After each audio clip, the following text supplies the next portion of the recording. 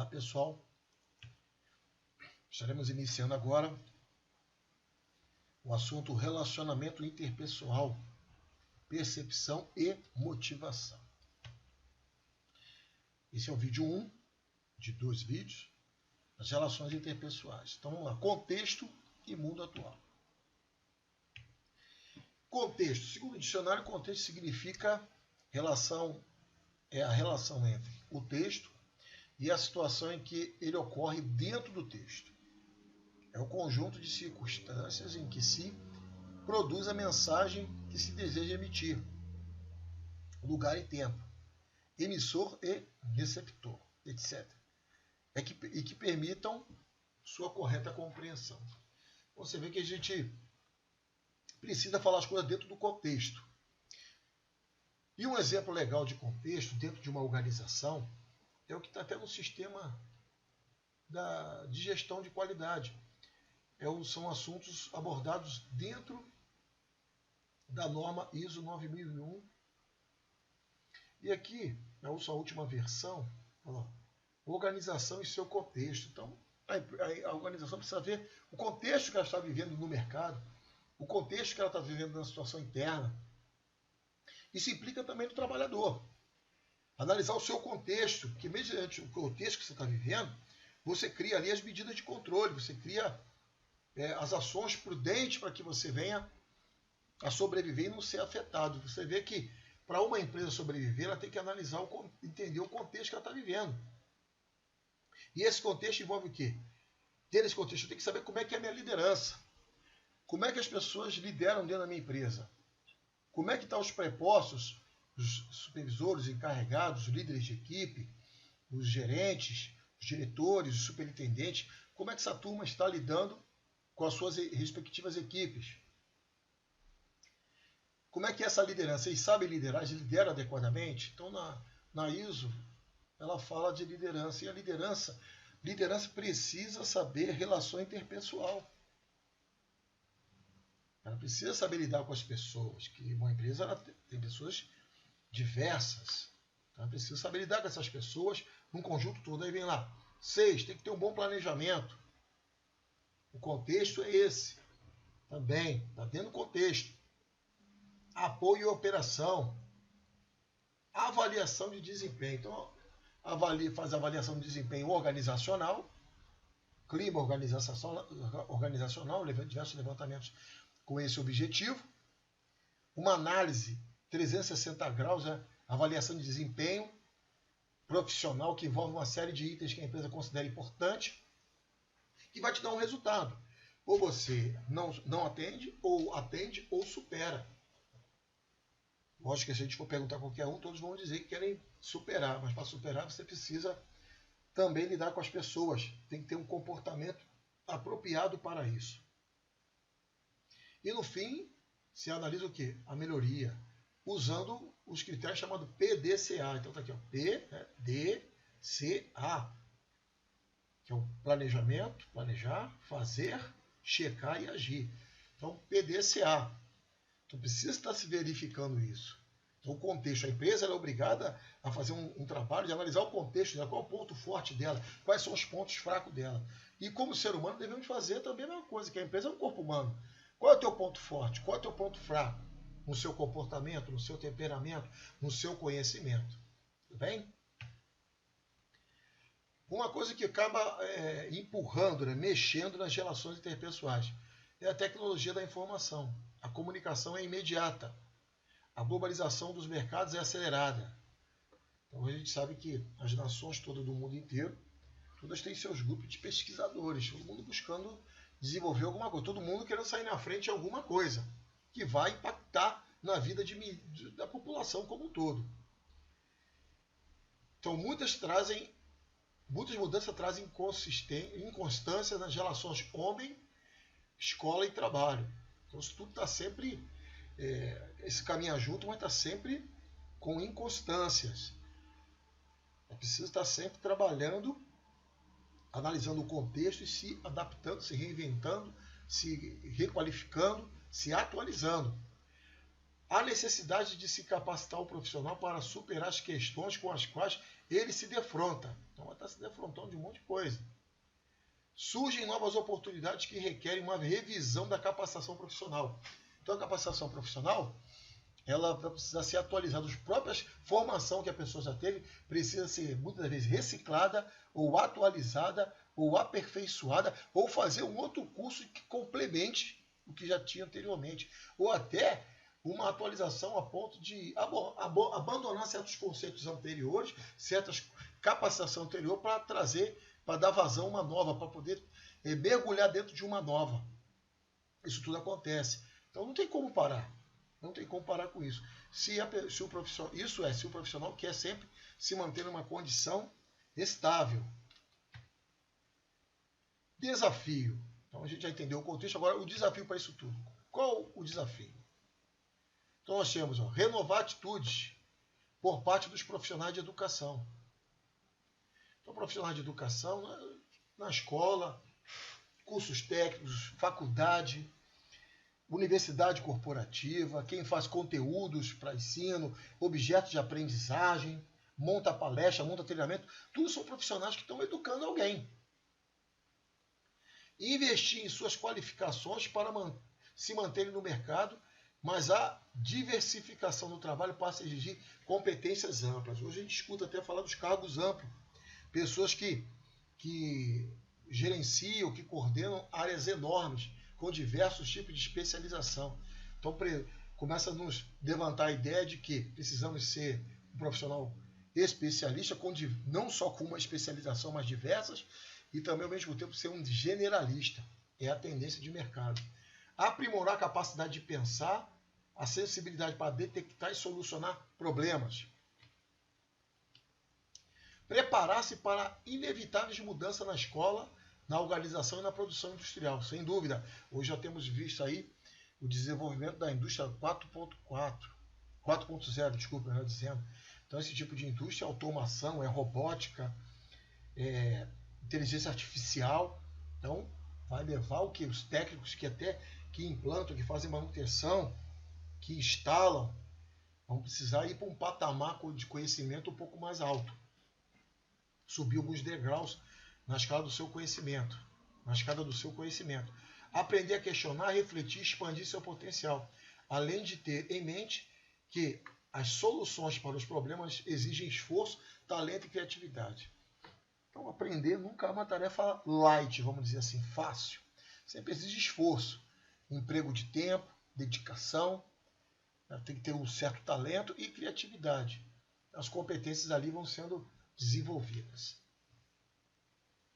Lidar com mudanças e construir uma visão da sociedade sempre em transformação é o grande desafio do início desse milênio. O homem que conhece a si próprio abriu as portas do universo. É verdade. Então, isso é uma verdade que não dá para contestar. Você conhece a si, você tem conhecimento, conhece a si próprio, sabe seus potenciais. Eu faço uma pergunta para você. Você sabe o seu limite? Você já trabalhou no teu limite? Estudo, conhecimento, já trabalhou no teu limite, você sabe qual é o seu limite? Às vezes você tem muito para dar, às vezes você tem muito para contribuir, às vezes você tem muito para aprender e não sabe a tua capacidade para isso. Então o autoconhecimento é importante. A necessidade de se conhecer é fundamental para a vida pessoal e para o profissional que busca um processo contínuo de melhoria de suas competências. Se conhecer. Então, quanto mais áreas do conhecimento você for fazendo, no meu caso, eu tenho diversas pós-graduação. Eu tenho pós-graduação na área de humanas, na área de engenharia, na área de administração, na área de recursos humanos, na área de tecnologia. Para quê?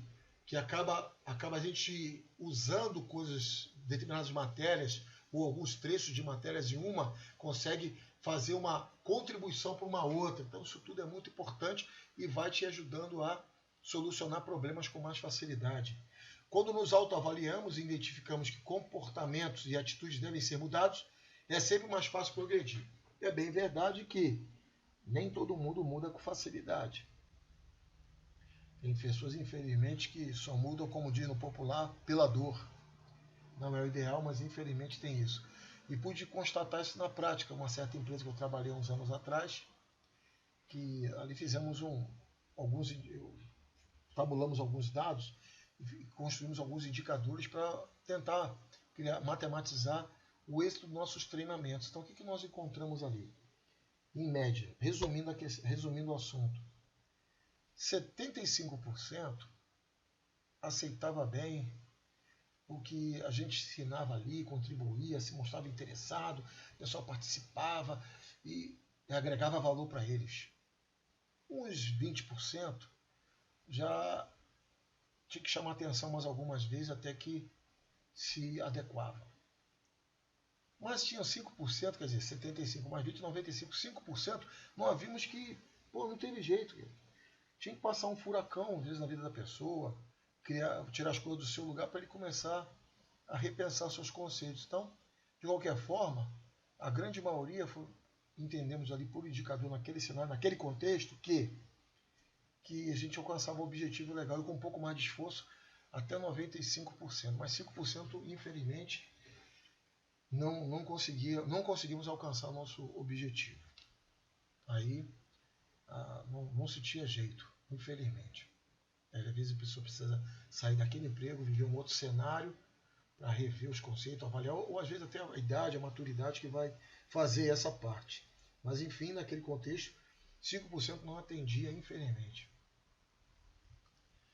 Somente através das relações sociais é que podemos ampliar nossa autocompreensão, formar conceitos sobre nós mesmos e construir nossa identidade. Todo ser humano tem sua própria história de vida, possui diferentes aspectos inconscientes, bem como ideias, sentimentos e valores que se manifestam em ações concretas nos relacionamentos diários. Então, com o tempo, a gente vai conhecendo as pessoas, vai percebendo os pontos fracos, vai percebendo os pontos fortes.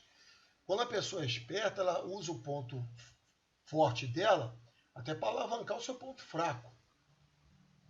Vou dar um exemplo aqui. Parece uma história bem intrigante de uma pessoa que ela era muito responsável, muito assim disciplinada.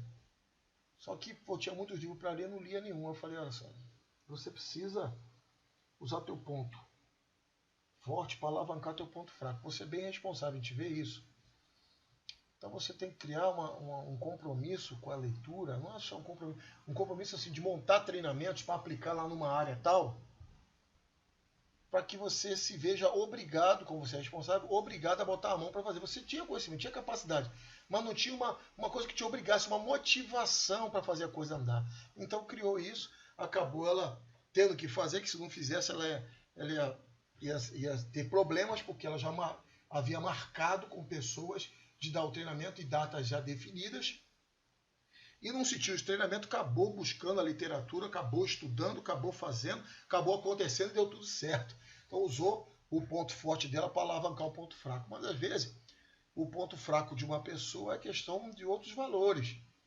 Ou às vezes até a questão de alguma coisa química que a pessoa está precisando do organismo, como o caso de pessoas que ficam deprimidas, ficam cabisbaixas, não vendo futuro nenhum. Então, às vezes precisa de um tratamento mais objetivo para o seu quadro. Mas, de maneira geral, é preciso estar interessado em tudo isso aí, para construir a identidade, construir relacionamentos diários e pelo relacionamento, pelo seu comportamento, as pessoas vão tendo o seu diagnóstico a teu respeito, vão te conhecendo.